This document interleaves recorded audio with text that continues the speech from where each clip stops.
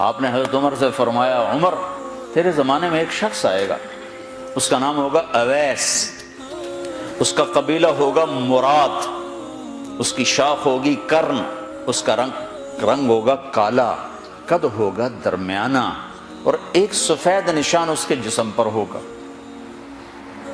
جب وہ آئے تو تم اس سے دعا کرانا، علی تو بھی کرانا، عمر تو بھی کرانا، اور میں قسم کھا کے کہتا ہوں کہ اویس جیسوں سے دنیا بھر جائے تو عمر و علی کے ایک بدن کے بال کے برابر نہیں، لیکن اس کے ذریعے سے ایک پیغام آگے پہنچانا تھا۔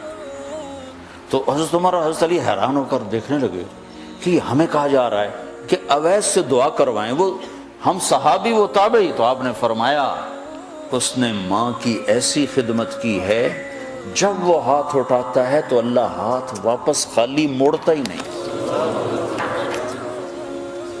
یہ پیغام پہنچانا تھا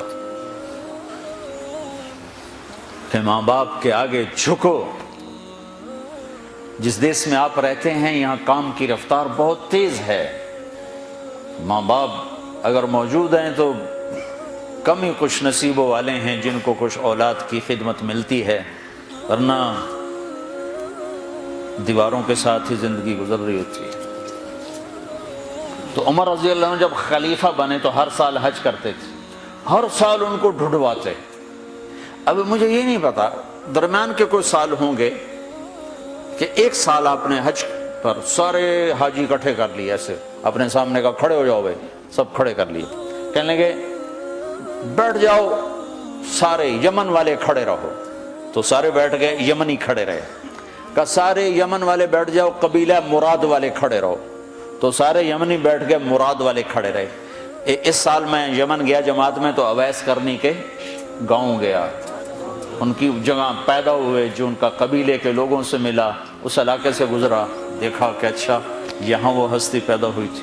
خشک پہاڑ ہیں، بالکل خشک پہاڑ۔ پھر آپ نے کہا مراد والے بیٹھ جاؤ، قرن والے کھڑے رہو، تو صرف ایک آدمی باقی بچا۔ تو آپ نے اس سے پوچھا تم قرنی ہو؟ کہ جی ہاں۔ اویس کو جانتے ہو؟ کہ جانتا ہوں، میرا سگا بھتیجا ہے، میرے بھائی کا بیٹا، لیکن وہ تو تھوڑا پاگل سا ہے، آپ اس کا کیوں پوچھ رہے ہیں؟ تو عمر رضی اللہ تعالیٰ عنہ رونے لگے، کہا وہ نہیں، تو پاگل نظر آتا ہے۔ پھر آپ نے پوچھا کدھر ہے؟ آیا ہوا ہے حج میں ہے؟ کہ جی ہے۔ کدھر ہے؟ کہ جو اونٹ چرانے نکلا تھا عرفات کی طرف۔ تو حضرت عمر نے حضرت علی کو ساتھ لیا اور دوڑ لگائی اور پہنچے عرفات کی طرف۔ تو دیکھا تو ایک آدمی ایک کیکر کے درخت کے نیچے نفل پڑ رہا اور اونٹ اس کے چاروں طرف چل رہے۔ تو یہ دونوں حضرات بیٹھ گئے، تو انہوں نے اویس نے محسوس کیا کچھ آ گئے لوگ، تو انہوں نے نماز مختصر کر دی، سلام پھیرا۔ تو حضرت عمر نے پوچھا کون ہو بھائی؟ کہا جی مزدور ہوں۔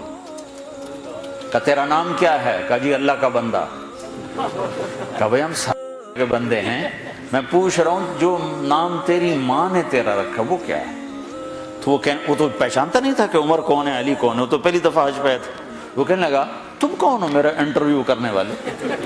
انٹرویو تو میں اپنی طرف سے کہہ رہا ہوں۔ میں کہا تم کون ہو میرا پوچھنے والے؟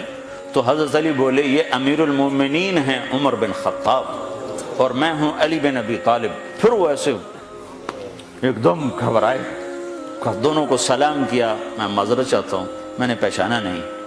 تو عمر رضی اللہ عنہ نے فرمایا ہاتھ اٹھا، ہاتھ اٹھا۔ برمنگم والوں کو پیغام پہنچے کہ ماں کی خدمت کیسے کی جاتی، کہ عمر جیسا ہاتھ اٹھوا رہا ہے، علی جیسا، علی جیسا۔ تو وہ کہنے لگے میں آپ کے لیے کیسے ہاتھ اٹھاؤں، میری اوقات ہے کہ میں آپ کے لیے دعا کروں؟ کہاں، ہمیں ہمارے نبی کا حکم تھا کہ اویس آئے تو اس سے دعا کروانی ہے، کہ جب وہ ہاتھ اٹھاتا ہے تو وہ ہاتھ خالی نہیں آتے۔ کس وجہ سے؟ تہجد، جہاد، تبلیغ، ذکر، تلاوت، تسبیح، حج، عمرے، نمازیں، روزے، ذکر، تلاوت۔ کس وجہ سے؟ نہیں، ان میں سے ایک وجہ بھی نہیں، ماں کی خدمت کی وجہ سے۔ پھر ایک اور جگہ آپ نے فرمایا کہ لوگ جب جنت میں چلیں گے تو اویس بھی چلے گا، جب جنت کے دروازے پر پہنچے گے تو اللہ تعالیٰ فرمائیں گے اویس کو روک لو، باقی کو جانے دو۔ تو اویس گھبرا جائیں گے، کہیں گے یا اللہ مجھے کیوں روک لیا ہے؟ تو اللہ تعالیٰ فرمائیں گے ٹھہر جاؤ، جانے دو ان کو۔ ہاں بھائی، اب یہ سامنے جہنم کے لوگ کھڑے ہوئے ہیں، تو شفاعت کر، تیری طفیل لاکھوں انسانوں کو جنت میں ڈالو۔ تجھے اس لیے روکا ہے کہ تو شفاعت کر، جدھر تیری انگلی اٹھتی جائے گی ان کے لیے جنت لکھتی چلی جائے گی، ان کے لیے جنت لکھتا چلا جاؤں گا، جدھر جدھر تو انگلی اٹھائے۔ صرف پونڈ ہی سب کچھ نہیں، مائیں بھی بہت کچھ ہے۔ صرف پونڈ ہی سب کچھ نہیں ہے، باپ بہت کچھ ہیں۔ چونکہ اللہ پاک نے محبوب بنایا تو اس کی ہر ادا کو سلامت کر دیا، اس کی ہر ادا کو قیامت تک کے لیے اس پر حفاظت کا پہرا لگا دیا، کوئی دنیا کی طاقت اسے مٹا نہیں سکتی۔ آپ کی ادائیں تو ادائیں ہیں، میرے نبی کی تو بکریوں، اونٹ، گھوڑوں کے نام بھی لکھے پڑے۔ آپ نے 2 خچروں پہ سواری کی، تاریخ نے ہمیں نام دے دیے، ایک کا نام دلدل، ایک کا نام فضہ۔ 2 گدھوں پہ سواری کی، جی 2 گدھے پہ سواری کی بات ختم ہو گئی؟ نہیں نہیں، میرے حبیب نے کی ہے، ان کے نام بھی لکھوائے جائیں۔ ایک کا نام تھا عفیر، ایک کا نام تھا یعفور۔ اور یعفور کی عجب کہانی آپ کو سناتا ہوں۔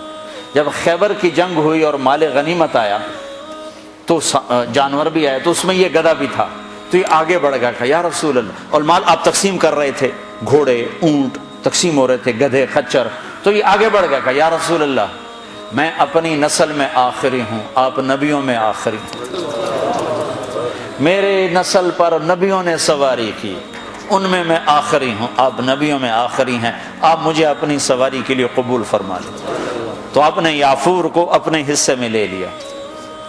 بارہا ایسا ہوا، سیرت کی کتابوں میں ہے کہ آپ کو ضرورت پڑی کسی کو بلانے کی اور موقع پہ کوئی خادم موجود نہیں ہے، تو آپ یعفور سے کہتے یعفور ابو بکر کو بلا کے لاؤ، عمر کو بلا کے لاؤ، مثال دے رہا ہوں۔ تو یعفور دوڑ لگاتے اور جا کر ابو بکر کے دروازے پہ ٹکر مارتا، ٹھو۔ جب وہ صحابی باہر نکلتے تو دیکھتے آگے یعفور کھڑا، اچھا اللہ کے نبی نے بلایا ہے۔ میرے قربان جاؤں، جس سے اللہ نے پیار کیا تم اس سے پیار نہ کرو۔ خالی ایک کانفرنس کر دو، 12 دن کے لیے نبی بن جاتے ہیں، 12 دن کے بعد نہ تمہیں یاد ہے کون ہے محمد رسول اللہ، نہ کسی اور کو یاد ہے کون ہے محمد رسول اللہ۔ جیسے صرف 12 دن کے لیے، ربیع الاول کے 12 دن کے لیے ہے ہمارا نبی، باقی کوئی نہیں ہے۔ 10 دن کے لیے ہے حسین کی شہادت، باقی کوئی نہیں ہے۔ شہادت حسین تو ایک پیغام ہے، صرف رونا پیٹنا تو نہیں ہے، وہ تو ایک پیغام ہے کہ یوں اللہ پر قربان ہوا جاتا ہے۔